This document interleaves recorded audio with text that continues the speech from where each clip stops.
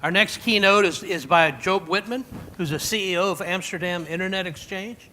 My talk is going to be about internet exchanges in general, but as I'm the founder and the CEO of M6, it's obviously going to be much more about M6 than about internet exchanges in general. What is an internet exchange? Think of there's 50,000 autonomous networks around the globe. This is a rough number, obviously, but all those 50,000 networks need to be able to communicate with any of the other internet networks, other autonomous systems. The traditional internet connectivity model, obviously, is that you buy upstream with your telco provider, and he takes care of your traffic. But that telco provider may not be connected to everyone in the world, so they bring that up to a higher level, a tier 1 in the end. So you have this entire Christmas tree. If you're an end user and you want to get to an end user on a different network, it may mean that you have to go up the entire tree and back down. That is a costly thing, but it also means there's lack of control of the steps in between because you leave everything to someone else. And this was... So let me start by giving you the background of M6 and of internet exchanges in Europe in general. Back in 1997, I used to work for France Telecom and in the Netherlands. And France Telecom was entering the market with an internet product for the businesses. So we had customers like Renault. But the Dutch market had opened, telco deregulation had taken place. So we also had British Leyland, a customer of British Telecom, also in the Netherlands. So if you would send a message from Renault to British Leyland, it might mean that the traffic went to Paris, then on to New York for the interconnect with BT, and then to London and back to Amsterdam. That meant that I, as a salesperson at the time, or a marketeer, I must say, I was unable to say to my customers, I can get you the best route for the best price, because it was out of my hands. And then I started to realize that there should be a better way, a more democratic way, if you want to call it, to build an interconnect system. And it's not just me, but we had this talk with roughly 20 players who were active in the Dutch market. We sat together and we figured we better find a neutral place where we can interconnect so that we can all control our own interconnect. But it needs to be on a bilateral basis. We don't want to be forced to exchange traffic with everybody on the platform. So how can we do this? We don't want this to be controlled nor owned by any of the participating players, because then you lose your independence, your neutrality. So we decided to build something called M6, which is short for Amsterdam Internet Exchange. And that's just because it happened to be in Amsterdam, and that's all to it. So to ensure equality amongst the participants, and we wanted to involve everyone, we thought it would be wise to give all the participants an equal vote into what we're going to build. So they would have a say in what we should do, shouldn't do, where to build, etc. And we pulled it off. We created an association with a limited set of rules, and we created this platform. It's a technical platform. It's basically a black box. You plug in your fiber today, but it used to be an Ethernet cable, and whoever else was on that same box could see each other potentially and exchange traffic. We figured, let's not go into a data center that's owned or controlled by any of the players, so not at PTT in those days. And in that sense, we were welcomed by the academics. There were 2 institutes on the Science Park, which is called the Science Park today. And they opened their doors. They said, well, you're welcome to place your switching equipment in there, interconnect those 2 data centers, and welcome participants to put their router next to yours. So that's how we got started. And that was very well received. We outsourced the service to integrator, and the elected board of the members, they were driving what was happening, including the choice of equipment, etc. It was really a hands-on event in those days. But our integrator said, and that was SurfNet, the academic network, research network in the Netherlands. At one point in time, they said, no, this is growing too big, so we need to hand this back and you find another integrator. And that's when I stood up and said, okay, if it's growing so fast and we have money in the bank because everybody paid their own fee, I will try to make this into a professional organization. I'll start hiring people and I'll start pulling things to the M6 company, which did not exist then in those days, but I created a company with a single shareholder, and that single shareholder is the community. It's the Internet Exchange Association. So all the parties who connect to the exchange had to be a member of the association, and collectively they owned, and they still own, the Internet Exchange. So there was a protective mechanism. We cannot be bought by the highest bidder because all the participants need to agree with the sales. And it's also a very good way to take away responsibility from the board. Meanwhile, of course, things went really fast. We doubled in traffic every 6 months, and the landscape was changing. Peering in the very early days was on an equal basis, so the in-outbound traffic needed to be kind of at equal level. That's why they call it peering. But new entrants like Google, they changed the landscape, because they have really a one-way outward traffic pattern, and they are very happy to peer with those parties that have only inbound traffic. So they both benefit. So the whole idea about peering is cut loose from being equal level to equal value to the connected members. Things changed faster. It was social networks, mobile operators, gaming, cloud, Internet of Things. All that happened. That evolution was like at the speed of revolution.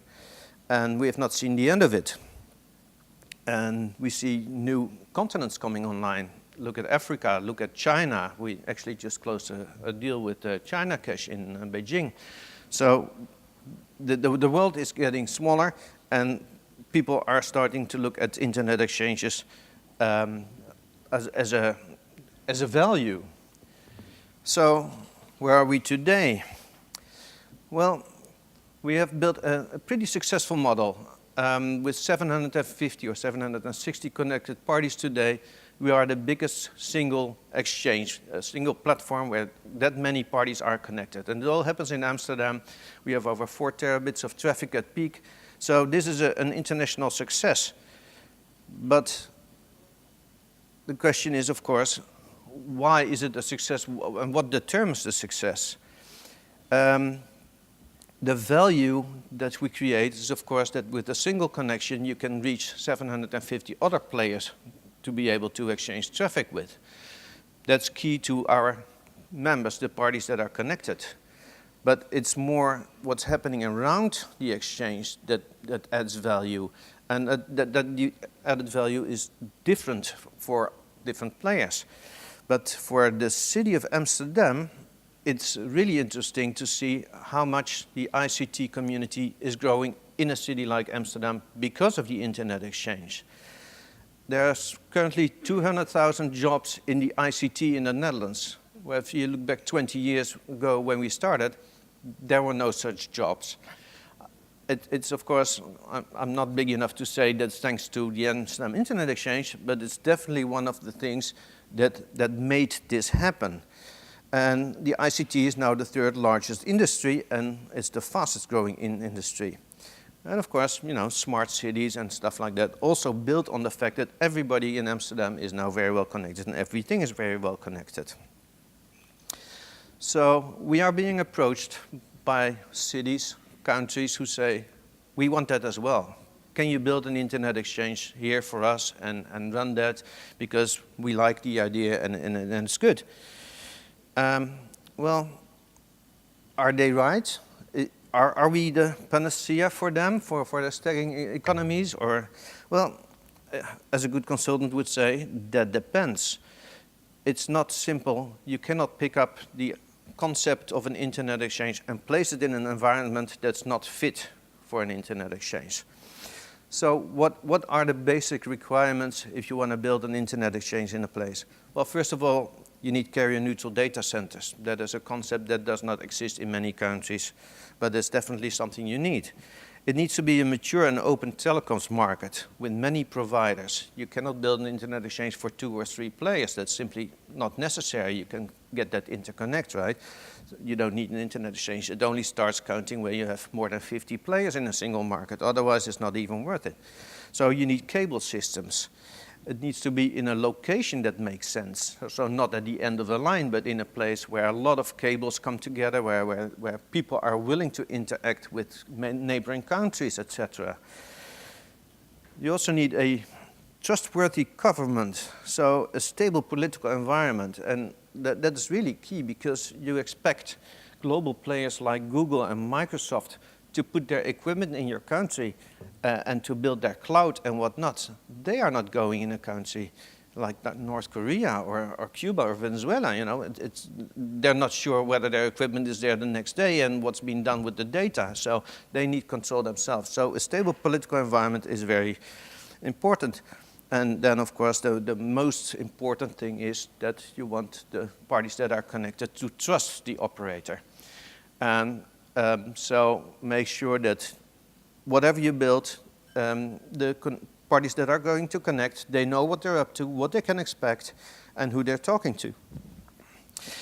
And the Dutch government has by now recognized the value of the exchange. They promote our existence throughout the globe when they are on travel, and they always put M6 in their bucket and say, you know, if you come to Amsterdam, at least, you know, the internet connectivity is best of class, etc.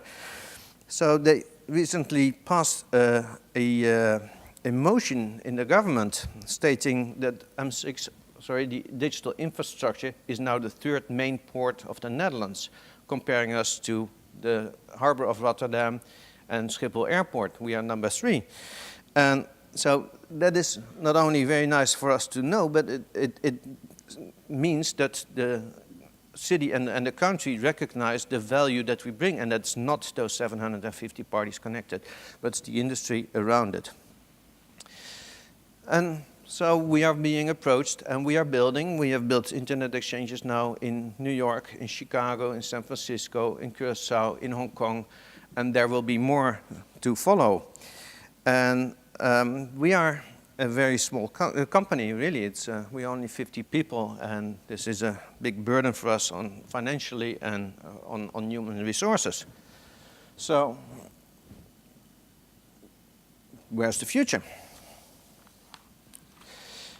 How can we keep growing with those limited resources that we have, and our governance model with the members who own us and who hold us back maybe if we want to invest too heavily in weird countries around the globe, even though we believe we're doing the good of the internet thing. The money still needs to come from the paying customers, right? So we have started realizing that the value of the exchange is no longer really in the hardware. We think it's more the knowledge, the fact that we've been doing this, that we are known in the globe as a trustworthy party, and we've spent so much time on building software to build the platform and to operate the platform, that we are going to start exporting our knowledge. And that's what I came back. I told you about the contract we closed in Beijing. We are exporting our software. We are not going to build a hardware platform in Beijing. We'll leave that to someone else, China Cash in this case, and we put our software stack, everything we have been working on for the past 10 years, software-defined networking, we place that on top of their switch. They can use the M6 brand because that's the value, and they can have a top-of-the-class internet exchange infrastructure from day one. But we don't do that with everyone. We need the right partners to build this with. We are very picky, and we need to be, because if we don't pick the right partners, they will be pointing at us, and I'm not pointing at you, but they will be pointing at us and say, you took the wrong decision here, you had the wrong choice.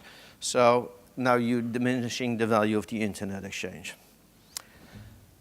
You may have noticed that my slides are very simple.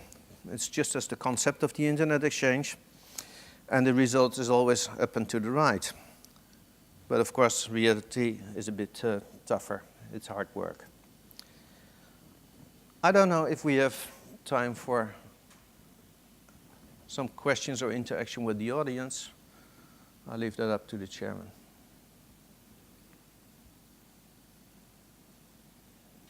Any questions?